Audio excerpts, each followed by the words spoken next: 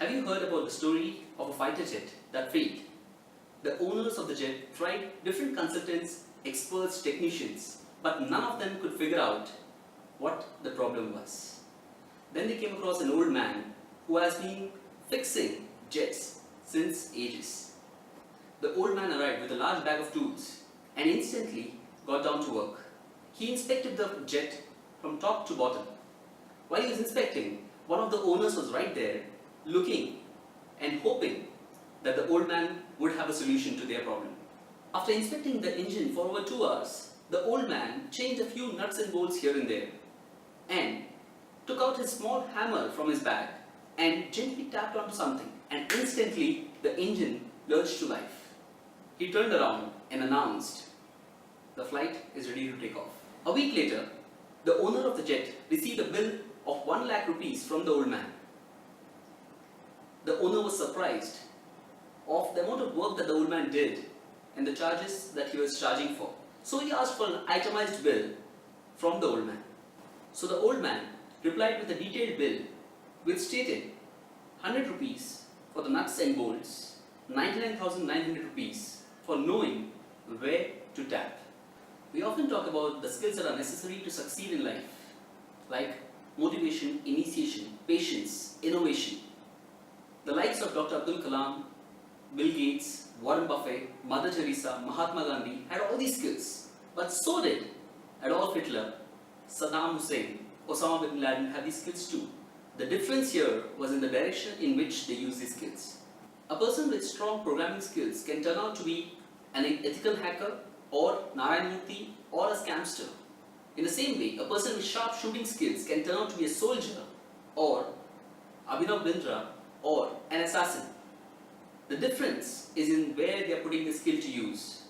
However, I'm not here to judge someone's morality based on the direction they choose. The important question that I often ask people is that where are you headed to?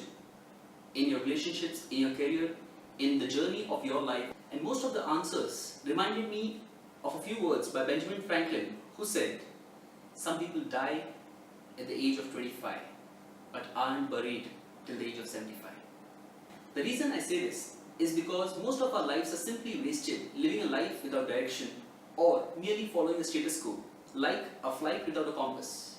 While we do exist and drift along a timeline, it is the direction that provides the meaning to our life.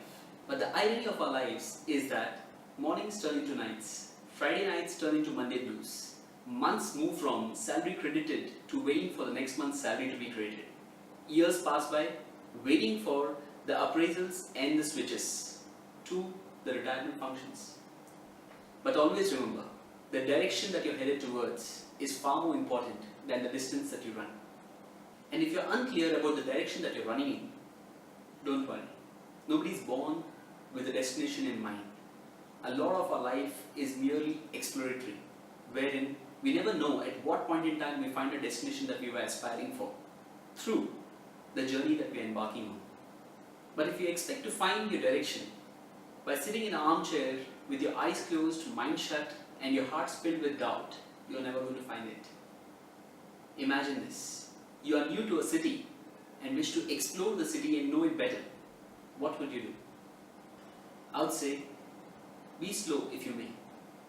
Be willing to be lost on uncharted paths if need be. Let mistakes happen if they may. But be sure to keep moving. I leave you with a few lines from our childhood's fairy tale, Alice in Wonderland. "Would you tell me, please, which way I ought to go from here?" asked Alice. "That depends a good deal on where you want to get to," said the cat. "I don't much care where," said Alice. "Then it doesn't matter which way you go," said the cat. "So long as I get somewhere," Alice added. But then, everyone reaches somewhere. Some nowhere. Some nowhere.